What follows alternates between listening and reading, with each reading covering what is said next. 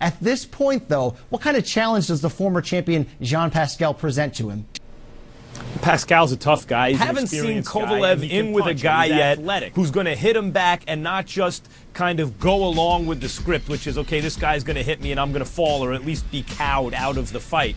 So it remains to be seen. And the hope is from boxing fans that Pascal can present him with some adversity is correctly a heavy favorite here. Max, I totally agree with you about that. I know Kovalev is going to Montreal, where it's Pascal's home turf, where he's had a lot of success, although he has just come off a lopsided victory against Hopkins. But I agree with what you said. He's an athletic fighter. He's had a good amateur background. He's been fighting at the highest level for a long time. If you look at his resume, this is a guy who hasn't ducked anybody. He's had one of the best overall resumes in the division. He also fought. This is a real fight for Sergey Kovalev. But like you said, there's a reason why Kovalev is highly regarded the way he is. It was nip and tuck between him and Crawford by a lot of people. Sergey Kovalev to lose. Jean Pascal's going to have to show us something that he can do something against what looks like an indestructible object right now. Max, we know Pascal, the former champion of the light heavyweight division.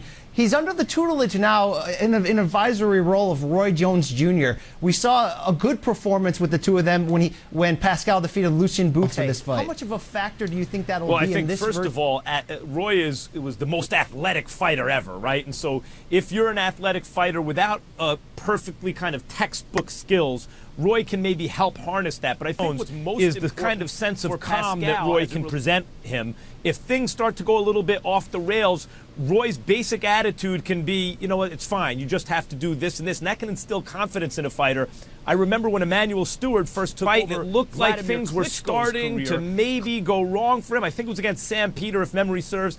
And Emmanuel Stewart was in the corner there going, just when it would usually unravel for Klitschko, everything's fine. This is what you got to do. That's why this is happening. Don't worry about it. Just go out and do this. And you could see the sense of confidence return to Klitschko, and it really helped him. I think in that victory over Hopkins answered so many questions that we might have had about him from so many early knockouts, not getting to see him stretched. What do you think's at stake for him, though, in this fight moving forward? Well, let's not overstate the Hopkins win. Hopkins is amazing, a once-in-a-lifetime fighter, genuinely. You may never live to see another guy like that, almost 50 years old, competing at that level. But Chad Dawson had already virtually shut Bernard out. Dawson doesn't have the same kind of style as Kovalev, but still, what that fight showed is a young, long, athletic fighter with Kovalev. Kovalev has not yet been in with a guy who's presented resistance in a way that felt like it was threatening to Kovalev as the fight progressed. And that's why people are interested in seeing Pascal in the absence of an even better fighter, Adonis Stevenson or someone like that,